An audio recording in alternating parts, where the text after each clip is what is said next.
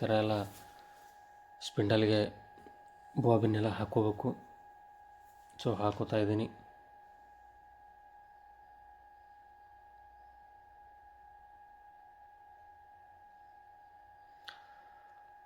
ಎಲ್ಲ ಹಾಕೊಂಡ್ಮೇಲೆ ನೀಟಾಗಿ ಅವನ್ನ ಎಳೆನೆಲ್ಲ ಕಟ್ ಮಾಡಿ ಬಾಬಿನ್ಸ್ ಎಲ್ಲ ಫಿಟ್ಟಾಗಿ ಕುಂದಿರೋ ಥರ ಮಾಡ್ಕೋಬೇಕು. ಮಾಡ್ಕೊಂಡ್ಮೇಲೆ ಸ್ವಲ್ಪ ಮೇಲ್ಗಡೆ ಆಫ್ ಮಾಡಬೇಕಾಗಿರ್ತೈತಿ. ಈ ಥರ ಗೇರನ್ನು ಮೇಲ್ಗಡೆ